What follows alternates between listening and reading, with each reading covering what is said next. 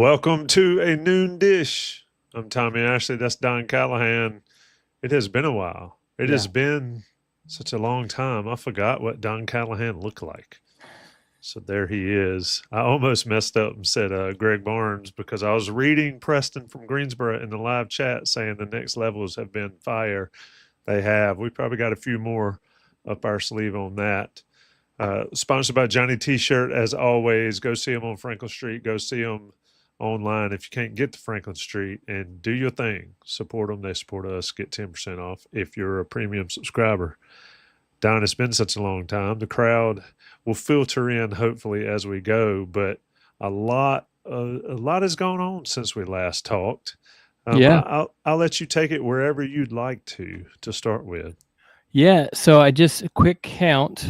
I can't remember the last time we had a podcast, but I know that we haven't had a chance to talk about Travis Burgess, who committed. We're actually, God, it was over a month ago that Travis committed, so it's probably been a real long time since we got together. But I think we should go there. But also, it's 1, 2, 3, 4, 5, 6, 7, 8, 9, 10 commitments thus far during what I like to call official visit season. And we're now what I like to call in announcement season. We have a lot of announcements coming forth with in the coming days, and then all through next week. They'll start to slow down a little bit, but we'll still have some more, throughout July and August. Most recruits will make their decision this summer. There will be a few stragglers, and obviously there'll be some additional needs that North Carolina will need to fill that they'll take into the season. But that's kind of where we're at in just a nutshell of the situation. But we have obviously a lot of details that we want to get into. How's Tommy been? Have been to the beach a couple times. Puppy is a handful. You bring the puppy to the beach? Yes. What do you do? Okay. We go to Atlantic Beach. Puppy loves the beach. I love the beach because she can dig to her heart's content, and it's not in my yard.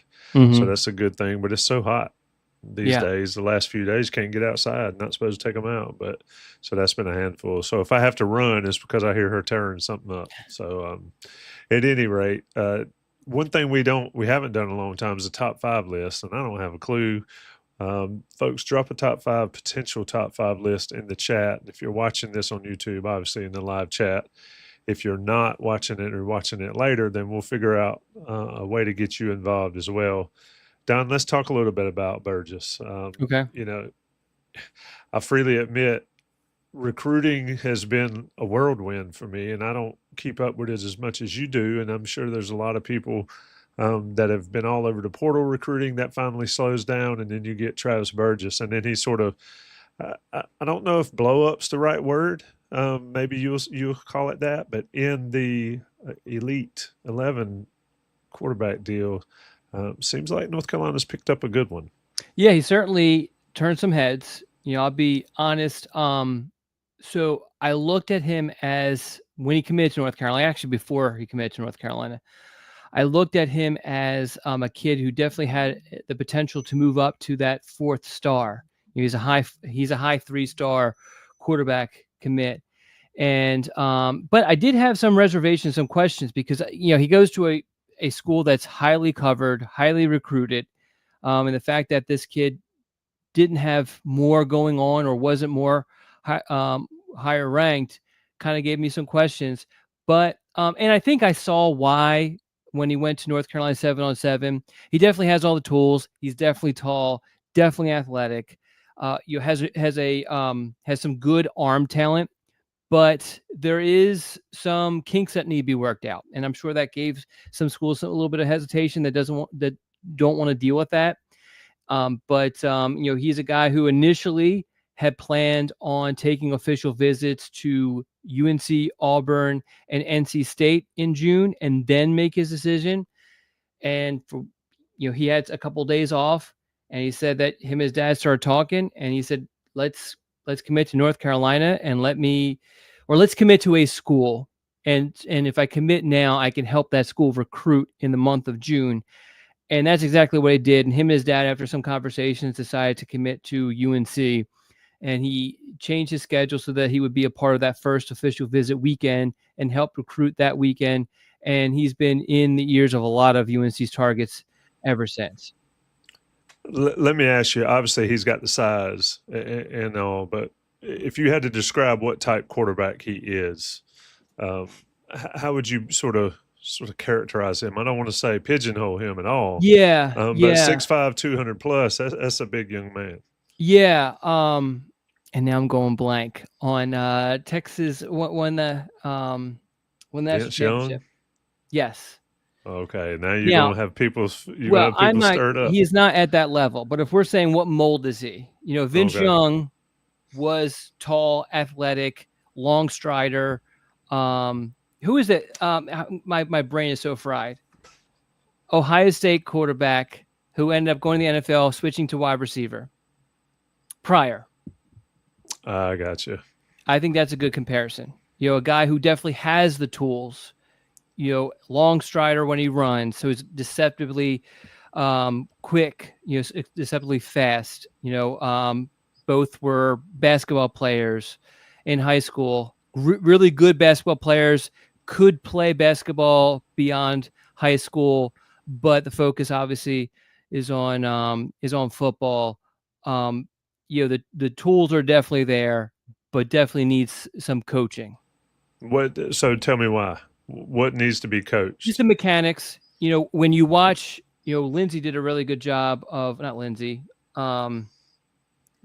Sophie did a really good job with. I'm telling you, my brain is fried. I will freely admit. Yeah, I would freely admit you have reason to have your brain fried, and this is live. So yeah. So Clyde she did a really Christensen was helped. Yes, she did a really good job of capturing his 7-on-7 performance at North Carolina, and you can kind of Sophie, yes. I thought you were talking about the quarterback coach. No. So did Sophie, our video. Yeah, Sophie's great. Yeah, Sophie is great. Was great. Yes, did it. Well, she's not dead. Well, she's Go with it, man. Anyway, all right. So she did a really good job of capturing his performance at UNC 7-on-7, where you saw he definitely has the arm, and he had some passes where you're like, "Wow, that's a really good pass," and then he had some passes where you're like, "Wow, his receiver really bailed him out there," And so the consistency needs to improve a little bit. Particularly with the accuracy. Sometimes he overthrows, sometimes he underthrows. A lot of that, it just seems like when you watch his mechanics, I think some of that stuff can be adjusted to kind of help him, So but I think all the tools are certainly there. And whenever you look at a kid who's super athletic, who's mobile, that allows you to kind of bail yourself out in certain situations. And so that's obviously a positive. Yeah, I mean, if it breaks down, take off. That's the trick there is not taking off too early and making the plays. But you start comparing people to Vince Young, Don, you're going to set the bar awfully high here. I'm not comparing with Vince Young. I'm just saying if we want an idea of the type of quarterback that he would fit, the mold he would fit. But Terrell Pryor, I think, would be a more and again, I mean, this is still Terrell Pryor, I think, was a number one recruit for his class. I'm not saying he's that level. I'm saying if you want to kind of visualize what Travis Burgess looks like as a football player, it's kind of in that mold. Gotcha. Let's move on down the list. Now, we talked about before this, we were going to run down, let Don dish on some of the recent commitments. We'll start. So Burgess was on May 21st. Let's start Mason Wilhelm. Mm-hmm. This is one thing that I notice about these commitments is there's four of them are offensive linemen. I wanted to make sure because I see a couple DLs in there, and I'm not sure I would really say DL on a couple of them. Mason Wilhelm, go ahead. Tell us about him. Tell us why North Carolina wanted him. Tell us why he committed to North Carolina. Yeah, I mean, this is a kid that the staff, he is actually a fairly recent, I guess, April they offered him. Went out and saw him. Obviously wanted to expand their offensive line board. He is a guy with plays at a great program in Ohio, and staff really liked his film. He set up a bunch of official visits, but from the jump, he really liked North Carolina, and he backed that up by committing to North Carolina after his first and right now only official visit. And he had official visits also set up with Maryland, Pittsburgh, West Virginia. He completely wiped out that schedule after officially visiting North Carolina and committing. It, from talking to him, it didn't surprise me a whole lot because, it seemed like the UNC offer really resonated with him immediately. So let me ask, on these numbers we're going to talk about, because 6'4", 285, how legit are these numbers to you, having seen these guys and all, and what do you think about them? So I have not seen Mason, but in general, I'll say I haven't seen Mason in person. In general, I would say you always have to take the heights and weights with a grain of salt. And it's gotten to the point now where I just go with whatever the kid is reporting, and knowing that it's probably going to be a little bit, I guess, beneficial for him, what he's reporting, but it's better than what some of the databases have, which were last edited from the metric standpoint when the kid was in, a sophomore or whatever. You know what I mean? So you take it with a grain of salt and just kind of go from there. And then also, especially with an offensive lineman, typically we aren't going to see them on the football field until they're at the very earliest redshirt freshmen, probably sophomore, juniors, and their bodies are going to be way different then. But I think, he is he's more of a interior offensive lineman, though. If that's what you're, I guess, asking at this point. Why is it that they want their weights to be more when they're that age, but if I asked Don Callahan what his height and weight was, you would shortchange it because you want to be less? No. I wanted to be less, but I will tell you 215. I just got out of the doctor's office, 215, and I'm continuing to lose weight, so I'm happy with that. But yes, how tall are you? Let's tell you 4'8", I am 4'8", 215 pounds. What's that? You 4'8", 215. Yeah. Fire hydrant. How tall are you? This is so folks will recognize Don Callahan when he's roughly walking around. Just a tad bit under 6 feet. Okay. So I'm a lean 6'3", about 202 right now. I stay sweat it all out. Anyway, we're talking with Don Callahan here on the Noon Dish.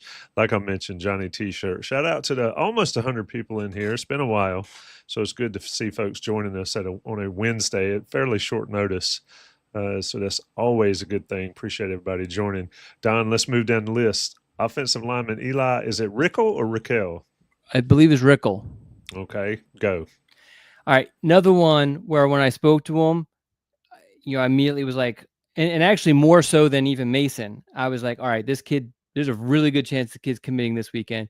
His mom graduated from UNC, and talking to him, another kid where it was like, it just really resonated with him. And the other part of it was when we were talking about whether other options he had, or other official visits he was planning on taking, he was not so committal on that. Meaning he was like, yeah, I'm talking these 2-3 schools and probably going to visit this one next weekend, that sort of thing. That was another sort of sign to me that, hey, this is kind of moving in North Carolina's direction for sure. And he was another one committed during that same weekend, as we thought. He's another guy who, to kind of answer your question that's going to come next, is interior guy, I believe. So we'll have to see how he develops, though. That is offensive lineman Eli Rickell, 6'5", 250 from Wesleyan, Norcross, Georgia. We always talk about those Georgia boys. Georgia guys come from high level of competition, most normally committed on June the 2nd. I got two for you this one. We got to go Griffin-Haynes brothers, Jaden and Aveon. Now, this one's interesting to me because of not of the Jaden deal, but with Aveon. Sort of tell us how this all ended up working out, that he came back in the fold and brought Jaden with him. So UNC's been recruiting these guys throughout and made Roseville High Bill Belichick's first contact visit ever because of these two, and then also the stellar junior class that Roseville has. And so UNC's always been a player in this recruitment. They attracted him to campus, I think it was 3 or 4 times prior to June. Strangely, though, Xavion eliminated North Carolina from consideration, had a 4 finalists, used the word finalist, set up official visits with those 4, but never ended up actually using that official visit schedule at all. And so I don't want to like poo-poo on the parade or whatever, but it just, I guess it seemed like some of the schools that he liked maybe didn't like him as much, and that kind of opened up the door for North Carolina. In particular, the Clemson visit got canceled, and I think that was more of the Clemson's decision than his. That opened up that first weekend in June, and when him and his brother were kind of looking at, okay, where do we want to go for an official visit, reached out to North Carolina, and they were like, boom, come here. I think along the way, there was a lot of conversations being had between the 2 brothers and their mother on just recruiting in general. They definitely, I think they want, in a vacuum, they would have preferred to go to different schools. Not that they don't like each other, but they're very different kids. Even though they're like 14 months apart in age, they couldn't be any different. And they hang out with different groups. I mean, obviously they hang out with the same football players and that sort of thing. When you're around them, different personalities. Jaden's very, very, very laid back. Zay is a little bit more outgoing and goofy and that sort of thing. Just completely different sort of personalities. But I think they kind of came to the conclusion that, hey, if we go to different schools, that's going to put a lot of strain on our mom trying to see us. And so then it became a point of like, we're going to North Carolina. This makes a whole lot of sense. This, it's not that far from where we live, so our family can see us and that sort of thing. That the location still matters, even in this day and age of NIL deals and all that sort of stuff. It does matter. So I think, and I think I'm pretty sure Zay even mentioned that before they took the official visit, they decided that they were going to commit because that just fit their family and their needs more than anything else. And so before the end of that official visit, they committed, and they had an actual announcement at Roseville High School the following Thursday. How important is this commitment, these 2 commitments, for not only to get the players, but also to sort of open up a Roseville pipeline, but also a state of North Carolina, sort of lock in some of the better players in North Carolina? Yeah, from an optics standpoint, this is massive, because if you take those 2 off the commitment list, then this class from an in-state standpoint is severely lacking. And still, even, I know it's a conversation and people, it's been a debate on the message boards for a while, but UNC hasn't been succeeding in state. And if you don't get these guys, then it looks really, really bad. So you get those guys, it's huge. And then I don't get the sense that any of the Roseville guys are going to automatically come to North Carolina because of Griffin-Haynes brothers, but it certainly helps with recruiting Marquise Bryant, who's going to be one of the top safeties in the nation, and all the other guys. Amir Brown was probably already heavily favoring UNC as it is, but certainly having 2 teammates there, or former teammates there, is going to help also. So I think from an optic standpoint, this is a massive recruiting win for North Carolina. Yeah, that's a school that's really turned it up in the last few years. I mean, it was non-existent because it was together with another school up there, and then they split off, and certainly have turned into a solid football program. Moving on with Don Callahan, going through the recent North Carolina football commitments in the 2026 class. There's 2 there. The Griffin-Haynes brothers, linebacker and defensive lineman /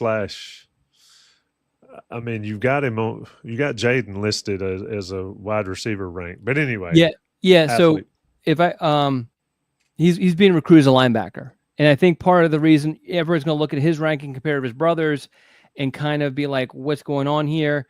Some of it is that Xavion definitely has the tools. He looks the part. There's been comparisons made to Des Evans, and I think those comparisons are good because of the fact when you've seen Des in person, I mean, he's impressive looking. the same can be said of Xavion. When you meet Xavion in person, he's impressive looking. Jay's not, Jay's like 6'2", 6'3", so he's no slouch himself, but he doesn't have the size that Zay does. And I think the other part of that is that Roseville kind of struggled to find a role for Jaden in their football program. He tried receiver for a while. That seemed like that was going to be the option. They tried safety for a little bit, and then he ended up kind of excelling a little bit at linebacker. And some of that is, to credit, the defensive coordinator at Roseville is Kevin Reddick, former UNC linebacker. And so he's taken Jaden underneath his wing and really has helped kind of mold him so he can play that position. Yeah, just sitting there listening to you, it's kind of like in baseball. You get guys, you get your best players on the field, and then you get them to college and you figure out where they go and where they fit. And that's what North Carolina will be doing here. Let's go to another one, and I don't want to butcher a name. Offensive lineman Nick, I'd say Fiumara. Yeah, let's go that route. Me. That's I have not asked him how to pronounce his last name. One of the things question. That's first question. What's your name? First question. And how do you pronounce it? Go ahead. Yeah, so I'm going to go with Nick. All right. Another kid, UNC actually offered him. Let me get June 6th, UNC offered him, and he commits. Oh, that's right. That's right. UNC started reaching out to him again in early June after his high school had a showcase, and they said, "Come to campus, and we'll see what we can do about an offer." And he comes to the official visit and leaves with a scholarship offer. And he later admitted that he headed into that official visit thinking, if they offer, I'm jumping on it. And that's exactly what he did. And so he's a guy that the staff has, as I said, evaluated him in person at a showcase. And actually, he had been kind of sort of recruiting North Carolina. He had reached out to the prior staff. The prior staff showed some interest. He came down for a football game last season. So, once UNC jumped back into the picture, he decided to immediately jump at a scholarship offer. Can't blame him for that. You get a scholarship offer from Bill Belichick and his staff, and you absolutely jump on it. Shout out to the 110 folks that are in the chat now. We're rolling. We're with Don Callahan talking about North Carolina's 2026 recruiting class. I'm Tommy Ashley. Of course, that's Don. I don't think Don has any article of clothing that doesn't have some reference to Philadelphia, whether it's teams or. Do you want to see my underwear? Negative. This is not the old show you used to do. We don't do that kind of stuff.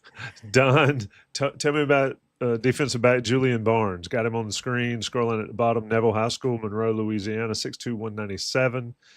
He's ranked as a linebacker. You've got him as a defensive back on the board. He committed on June the 13th, which I believe was Friday the 13th. But anyway, tell us about Mr. Burns.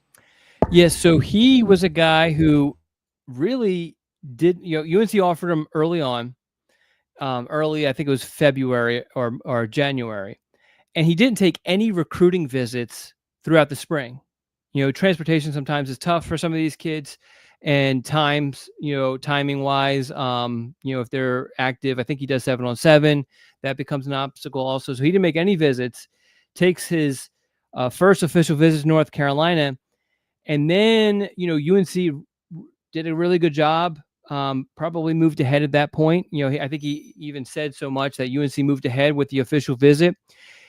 Initially, he intended on going on with the rest of his official visit schedule, which was basically, I think he had trips for the following 3 weekends: Arkansas, Mississippi State, and Tennessee.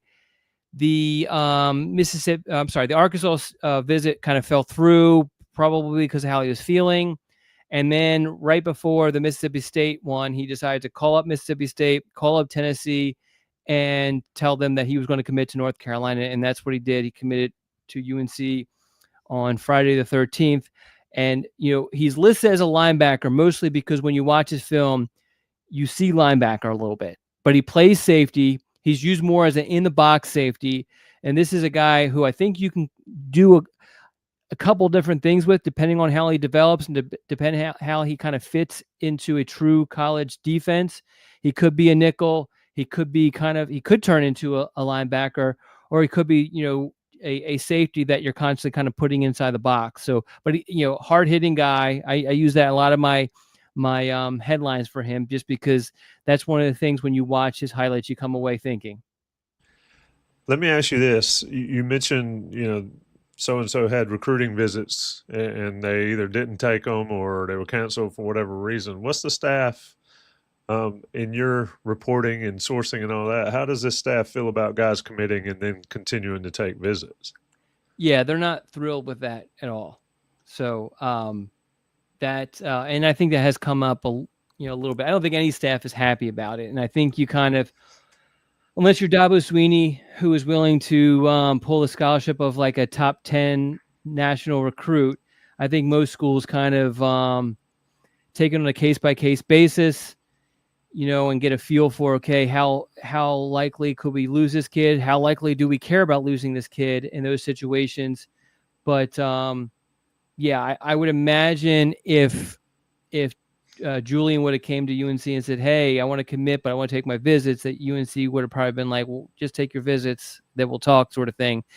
That obviously didn't need to come to fruition. So, yeah. One of Mac Brown's things that I always thought was funny is like, if you're going to date, we're going to date too. And so that is how it usually works. But I just thought I'd ask a question because it is interesting, because I'm telling you, and we've talked about this a lot, I'm taking every visit I have. Yeah. I mean, it's just the way it's going to work if you were recruiting me. Not that they need an old guy that is washed up. Preston firing shots. So if I had an OnlyFans, I don't even want to think about that. I totally disregarded that question. Let's go, Don. Stay on point. Stay on point. Hold the line. Don dishes Preston's distracting me. Defensive lineman Ashton Blatt, Central Catholic out of Pittsburgh. Defensive lineman, 6'4", 230. What saith Don about Mr. Blatt? Yeah, edge rusher guy. He took a few official visits, then ended up at North Carolina for a midweek official visit. He went to West Virginia, Wisconsin, Penn State, and then took a midweek official visit to UNC. I talked to him literally while he was boarding his flight, said, hey, I committed. Can you keep it quiet for a little bit and we'll talk when I land? He honored that. I honored it. And yeah, and then he announced his commitment. I think it was the next day, because I don't think he actually landed back in Pittsburgh until really late that Thursday night, I think it was. But yeah, I mean, Pittsburgh kid from Central Catholic is one of the better programs for producing talent in Western Pennsylvania and all of Pennsylvania, to be honest. And so he comes from a great program. And another kid who went on the official visit and decided to commit. Whew, a lot of out-of-state guys. We're going to roll into another one. Aveon Williams, tight end from Casa Grande Union High School in Casa Grande, Arizona. Don, first of all, I mean, this staff is getting, they're getting to four corners. They're getting some frequent flyer miles going on around this country. Talk about pulling somebody from that area, but also talk about what Aveon brings to North Carolina. So he's a big athlete, and so much so that most other schools actually recruited him as a defensive lineman. North Carolina, as we'll see with another guy we're going to talk about soon, they love tight ends, and it makes sense if you follow Belichick. What he did at with the Patriots. And likes a lot of different types of tight ends, and so this is a kid who really is. A lot of his other options kind of dried up, and North Carolina had offered him in May, and he sets up the official visit. And like I said, UNC wants to use him as a tight end, whereas a lot of other schools kind of wanted to keep him on the defensive line. So regardless, I mean, this kid is a big athlete that, once on campus, the possibilities are kind of endless of where you kind of find a spot for him. Legit listing 6'6", 240. I've not seen him in person, but if he's 6'6", 240, you would think that's a guy who who you definitely want in your tight end room. Moving on down the line, let's go to IMG in Sarasota, Florida. Offensive lineman Will Conroy. Don. Yeah, this is an interesting one. This is where I think maybe the Billy Miller connection, former IMG Academy head coach, has made some sort of impact. Although I thought it would make a little bit more of an impact, but I digress. You will. We've talked a lot. He doesn't like to do a whole lot of actual interviews, but we've talked a lot. And ever since Belichick came by IMG Academy way back, I guess it had to be in January, he just always liked UNC. Always had a strong interest in UNC. And he's been committed. He was committed to Oklahoma. I think he committed there in December. So that's what kind of led to his hesitation on saying a whole lot, doing a whole lot of interviews. And then he visited Chapel Hill for a spring practice. That brought him back to Chapel Hill for an official visit. UNC and Oklahoma were going to be the only schools he was going to officially visit. And, he committed in the middle of those two scheduled visits, which kind of tells you that I'm sure UNC probably said to him, hey, look, you want to come. If you're going to come, then, we can't have you go on this Oklahoma visit. But ultimately he committed in between the two visits, and UNC got a major flip from a great program.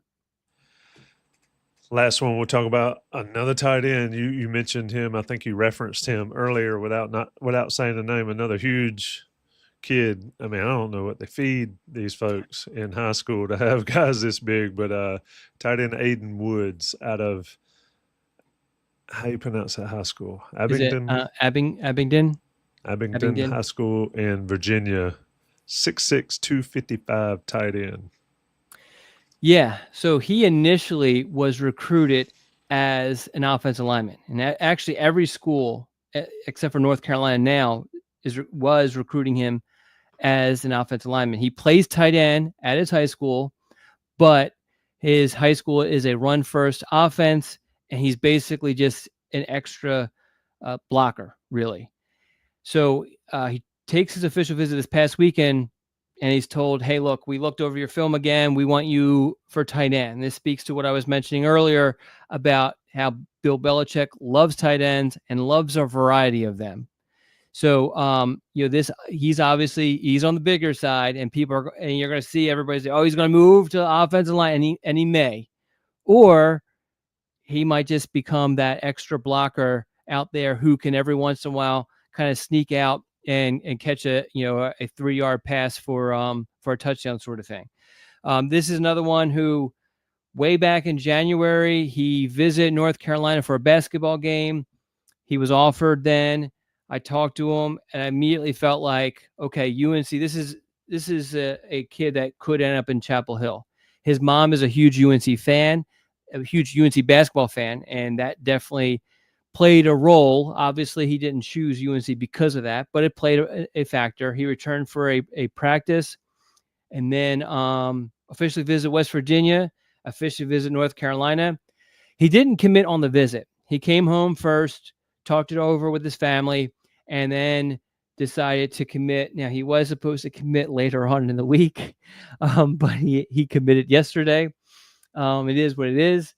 And kind of the rest is kind of history, So I think one of the many things I've learned is just you can never have enough tight ends if you're Bill Belichick, I guess. As long as they can play some other position at some point, you can move them around. It's like pieces on a chessboard. I'm sure they'll put them where they best succeed for North Carolina. Talking with Don Callahan here on the Noon Dish. That is the 2026 most recent commitments. If you joined us late, scroll back, rewind, or check it out. Don dishes on all of the ones, starting with Travis Burgess all the way through Aidan Woods, tight end Aidan Woods. So a lot of fresh commitments there, a lot of information from Don on the how and the why and the what North Carolina is getting. Shout out to Johnny T-Shirt, johnnytshirt.com, sponsors of the show, great friends. Johnny T-shirt. If you're listening, let's get Don Callahan some gear, so we can get him something that's not always. He can't. Do you think He they sell can't. flyer stuff?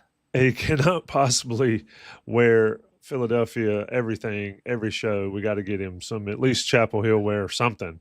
But go to Johnny T-shirt online. Go to Johnny T-shirt on East Franklin Street. Check them out. 10% off your order if you're Tar Pit Premium Message Board member. And if you know who Don Callahan is, unless you're reading his stuff on other sites, not attributed or loosely attributed, that is Don Callahan, and it is what you get when you're a Tar Pit Premium Message Board person. Let National Guys pay the bills on the audio version. It's noon dish. All right, Don. And for folks in the chat, shout out to the 120 plus. A lot of good questions. Drop some questions. Natalie Natalie has a good question. We'll get to it in a little bit, but keep dropping them. But Don, let's talk about your latest scoop. We're not going to spoil it, but I do want to ask, just how many hours went into that scoop right there? And folks, if you're wondering, it was put on the boards roughly at 10 o'clock this morning. And it is a massive thread on the official visit intel wrap up. But Don, how many hours go into that? A lot. I started working on it on Sunday with the hopes of posting it, I guess yesterday morning, and then quickly realized that wasn't going to happen. Yeah, I think part of it is that since we're at the end here of, the conclusion of the official visit season has ended. It's a lot harder to get a hold of recruits and sources at this time. And, for a lot of reasons. One, they're burnout. Two, some recruits are afraid to give away too much because maybe they already had their decision made. So, yeah, it's a lot of time and was put into this to try to get as much information as possible. The other part of it is because of how wide the net is being spread throughout the nation. There's a lot of different people that I have to kind of get in contact with to get some information. Whereas before, it was much easier when it was contained to the primary recruiting footprint. Yeah, there appears to be no footprint. Not that there's not, but well, he's not recruiting Mexico or Canada. Oh no, he's recruiting Canada. He's not recruiting Mexico. Yeah, I mean, the footprint covers all of them. I mean, pretty much all 48 plus probably even the other two and Canada. So Don's got a lot of contacts. So keep that in mind if you're ever somewhere you need some help in some far off land in the United States. They probably know Don, or somebody in town probably talked to Don at some point, so you might get a hookup. I wouldn't go that far, but probably a free meal at a restaurant, or at least some decent directions. If you go to a restaurant and say you know Don Callahan, they're more likely to spit in your soup.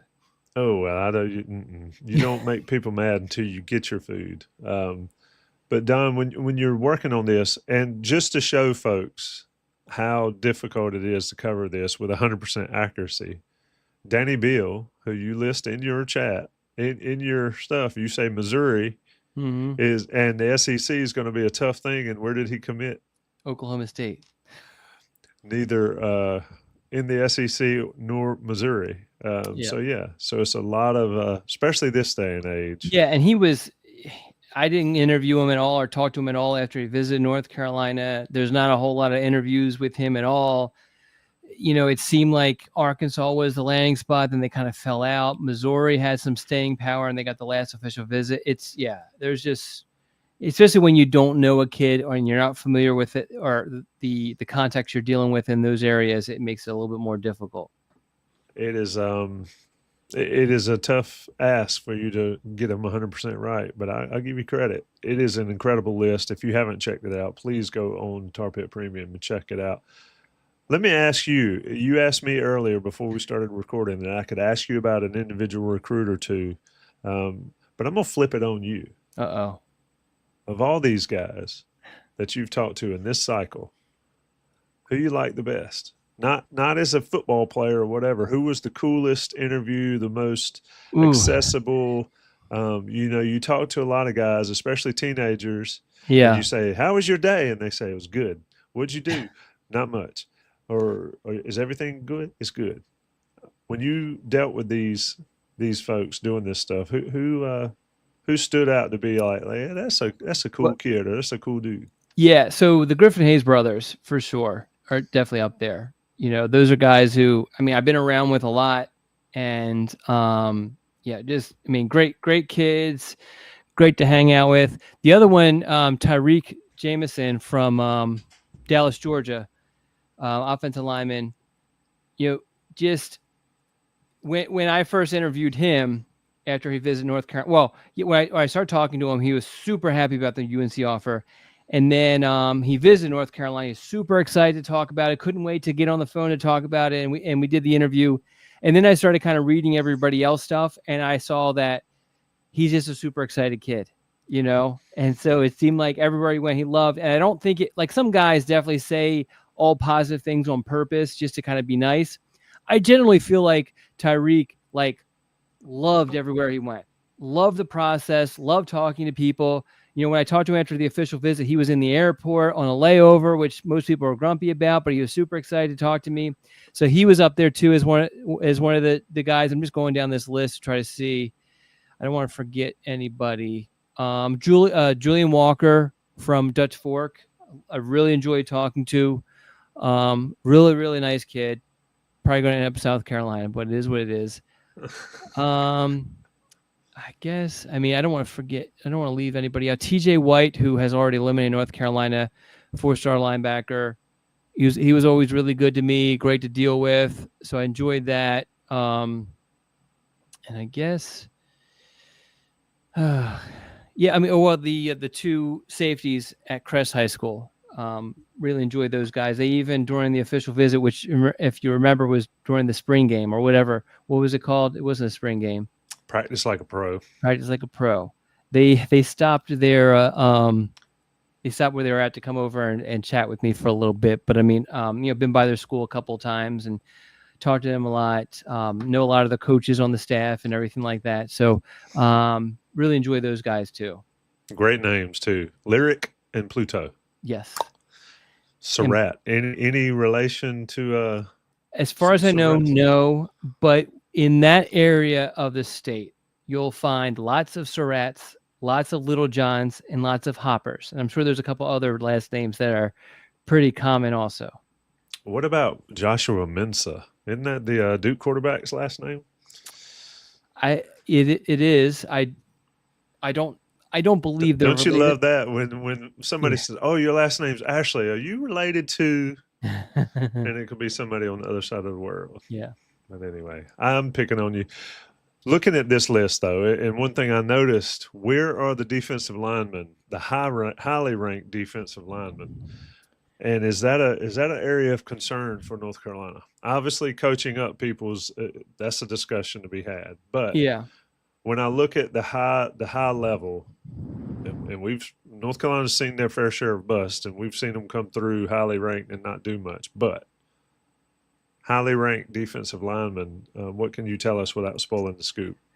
So UNC does have some, well, not highly ranked. Well, they have one of their higher ranked, one of their 2 4-stars is Trayshawn Ruffin, who is a defensive lineman. And Jimmy, I'm not going to even try his last name, Texas defensive lineman. He's a high 3-star also. So you can kind of point to him. Griffin-Haynes is obviously the other 4-star that they have committed. He's a defensive lineman, edge rusher sort of guy. But I think really big picture, if you're looking at this, and a lot of people are not going to be, they're going to be a little upset when I say this. But there's been a lot of recruits that UNC has drawn to campus, blue chip recruits drawn to campus, and then UNC gets no momentum with them whatsoever, a lot of them. And even when we say, okay, there's been a lot, so, you don't expect to get momentum with all of them. But there's been a lot of recruits in general who have come and then we don't hear from them again. Or, it just, in January, it really amazed me how often a recruit would visit Chapel Hill and then a week later come out the top schools list and don't include North Carolina. So it's been, for me, trying to figure out what the heck is really going on here in recruiting, because there clearly are recruiting national recruits. Just go look at who's been offered and who has visited North Carolina. And then the guys that they're getting are all mid 3-star, high 3-star recruits for the most part, besides the two 4-stars. Now, I think that they'll definitely add some 4-stars, or I expect them to. I shouldn't say definitely. I expect them to add some 4-stars with some of the guys that are making decisions in the coming weeks. But I think it's going to fall short of the expectations I had when Belichick was initially hired, and definitely the expectations I had from looking at who they were drawing to campus. And the only conclusion I have been able to kind of come to is just the recruiting is very, very different. And what I mean by that, it's Belichick and Lombardi have compared high school recruiting to free agent recruiting. And I think you can kind of see elements of that in the recruiting, and what I mean by that is just other schools are really kind of pounding these kids with phone calls and communication, and establishing relationships with them and everybody around them. And that's not happening all the time with all the recruits that UNC is pursuing. So, and that has led to, kind of falling off pretty quickly with top targets who are being heavily coveted by other schools. So here's a question, and Philip Lau, I don't want to mispronounce your name, but the question was about the 5-star recruits and all, but where are the 5 stars? Don sort of answered it there. So we'll go with that answer. But let me ask you, and Preston, aside from giving you a hard time about OFs, we can't really say that on this show. Oh, we're not allowed to say that? I'm going to call this question up here. It says, I know Don said in the past that wins and losses aren't very important, but is that different with Belichick's first year, just showing he could do it in college? How much of this is a waiting to see from maybe those higher ranked guys? I don't buy that at all. We see coaches taking their first jobs and it not impacting them in recruiting. So why would it impact the best NFL coach ever? He just made the what was it, the all-century? Was it all-century or was it the quarter-century or whatever? Quarter-century, yeah. Quarter-century team as the coach. So I don't think it's that. I think it's just the recruiting is very, very different. You have some position coaches who aren't recruiting, and you have recruits who want to be recruited by their position coach. So, and we can him and haul about all of that and how, it's just different, and I don't think it's, working the way that they expect it. So yeah. Lee Grant asked, we'll move on from that. Lee Grant asked, wondering about updated player rankings. When's that happen? Or has it happened? Well, we have nothing to do with that, but the 24/7 Sports evaluation, what do they call them? Committee. I think that's what they call them. Anyway, they update their rankings. I think it's the 15th of every month, or it's like the middle Wednesday, or the Wednesday of the middle week or something like that of every month. And they just kind of pick a group to kind of update. It could be the, the 2026 class, it could be the 2027 class, and they do that every month. And each time they kind of expand how many recruits are being evaluated. But and we don't, I'm sure we don't get like a huge heads up until like a couple days before. I can always ask like, hey, who's on the docket now for you guys to update? But yeah, so I don't know. My expectation is for Travis to get a bump. I think I have not paid as much attention to the Elite 11 stuff as I usually do, but I obviously have heard plenty, and it sounds like he's at the very least Travis has turned some heads. So I'm curious to see what the rankings committee does. But yeah, I do kind of just based off of that, I expect him to get some sort of bump. Yeah, and I mean, ultimately, they got to come and produce no matter where they're ranked. But folks love the rankings and love the stars, and they do matter. 100%. I love the people who ask me about rankings. And I'm not saying anybody in here, but people ask me about rankings and they say, "But I don't care about rankings. But can you tell me this, or why is this that?" I'm like, "Well, if you don't care, why are you asking me?" One of the all-time ranking discussions will be the Des Evans drop to the 4-star, and that was a flame shop in there. A couple more questions before we get out of here. Try to keep this to a hour like we always do. We'll do a top five next time. Preston, I see your top five jersey numbers.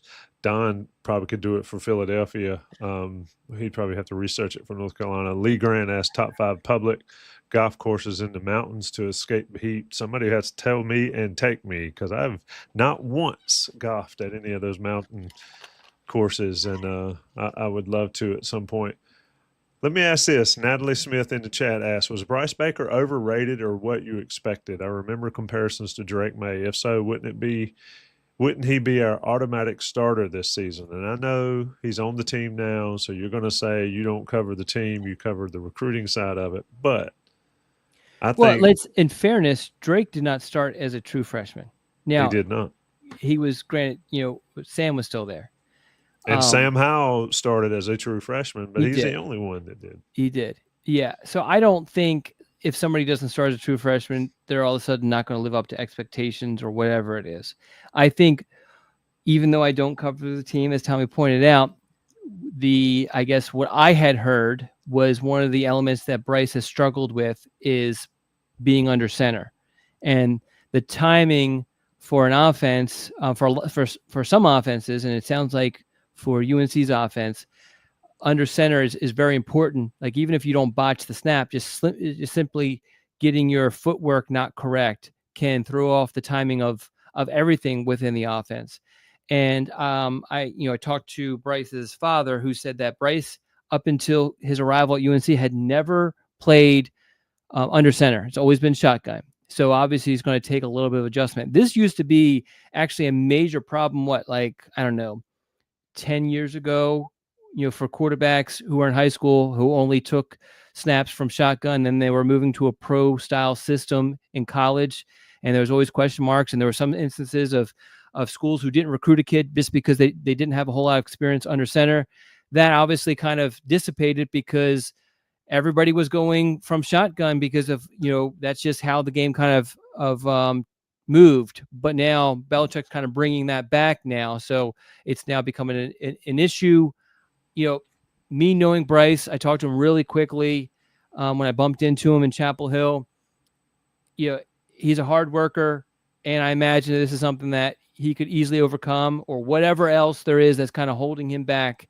I fully believe that Bryce will work on whatever it is and get it fixed. So no, I don't think he's a bust. I think he has plenty of other opportunities to become a big time player for North Carolina. Absolutely. That's Don Callahan dishing on Bryce Baker. Last question or a couple comments. Lee Grant, appreciate the props in the comments there. Mark Graham, appreciate it. We're staying cool. Got the portable air conditioning going on in the bonus room because the regular air conditioning does not keep the bonus room cool. Don's got AC issues, so he somehow is not sweating. But a lot of hard work to be done. Supposed to be fixed. Supposed to be. It's not moving the way it's supposed to, but it's all right. Philip, last question. Philip in the chat asked about do you think Carolina can flip some in-state commitments, guys committed elsewhere in other schools? How much time and capital do schools spend on trying to flip guys? It's going to be my trusty answer, case by case. I think it really is. If it's a guy that you never got traction on, there's no point in wasting it. If it's a guy that you reach out to and say, hey, we're still interested. Are you still interested? I know you're committed. And they says, I wouldn't mind taking a visit later on again, see how the season go, that sort of thing. Then you continue to recruit that kid. Some of it is you're talking to the high school coach and saying, this is where the high school coaches come in as important. And you say, hey, what are our chances here if we try to get back in this? And they'll usually give you a pretty honest answer of their how they feel, and they have a front row seat for that kid's recruitment, know the parents and all that sort of stuff. So they're going to give you the best answer. So yeah, but to answer, what was it, Lee? Who was it the answer that asked that? Man, I'm trying to mute myself while you're talking. Lee, yes. No, it was Philip. Philip. Philip. What was the actual question? You took it off, I think. Oh, come on. It was just about flipping in-state kids that are committed elsewhere. If you're thinking like TJ Davis or something like that, like I think that's highly unlikely. There's the question. Okay. Yeah, I mean, I think it's highly unlikely. I mean, if going through the history, and even if you just want to look at recent history, when a kid commits to a school, most kids, when they commit to a school, that's who they sign with. And we focus so much on the decommitments because they're the outliers and because they make the news and that sort of thing. But those are outliers, and or I guess that's probably not the best term to use. They are far less common than the guys who honor their commitment and sign with their particular school. And I mean, especially like Notre Dame, who is absolutely on fire on the recruiting trail, probably will have another really good season, even though they lost their quarterback. Yeah, I wouldn't count on that.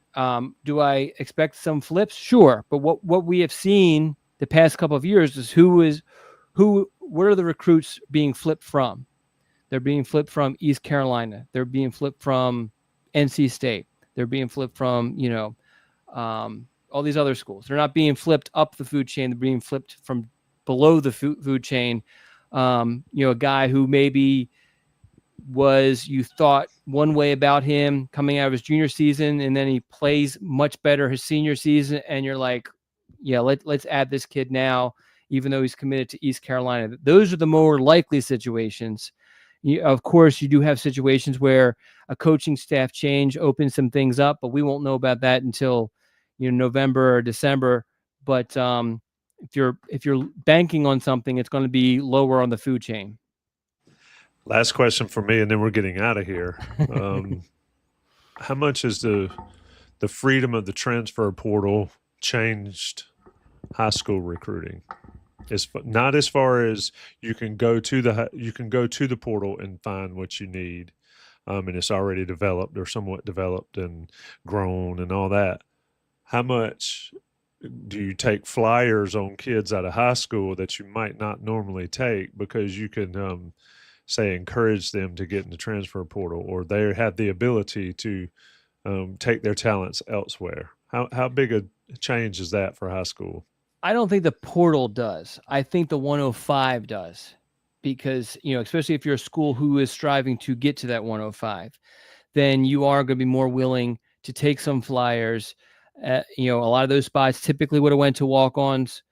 So I think that's where you're seeing it a little bit, but I don't know, maybe it's more of like a subconscious thing where you're kind of like, okay, we can kind of take a gamble here, but yeah, I still think it's more of the 105 that's impacting that. That's a great point there that I did not think about, but you're right. You've got more spots to fill, and you got to fill them somehow. Don, anything left for you? I think we're done. I think I'm done, at least. Anything left? I just stay tuned. What's to next? South Carolina. Just these commitments. I mean, I think I don't think we have any today, but we have a bunch of announcements coming up, and the next couple of weeks, we'll have as much cover. Oh, we have one Tuesday. We have the receiver from South Carolina. I'm sorry, Thursday. Did I say Tuesday? Thursday. From Dillon, South Carolina, who is Zamarius Robertson. He's supposed to announce his commitment on Thursday. UNC, East Carolina, and Navy are his 3 finalists. He has only taken an official visit to North Carolina. Read into that what you will. That's Don Callahan. I'm Tommy Ashley. We are sponsored by Johnny T-Shirt, johnnytshirt.com. Check them out. Also, check out all of Don's work on Tar Pit Premium Message Board. Check out all of Inside Carolina. Get your text. If you don't get your text on the commitments, I mean, my phone buzzes all the time, and it's a text from a commitment for somebody. So it definitely works. Don saying I miss you. With Don, yeah, I don't get texts from Don. Don's just like, I'll do whatever you tell me to do. So that's why we did a noon dish today. And we're out. A shout out to the 120 plus folks that joined us. Shout out to the 113 currently in here that stayed to the very end. Stay tuned to Inside Carolina. Stay tuned to Don Callahan. Don, peace. Peace out.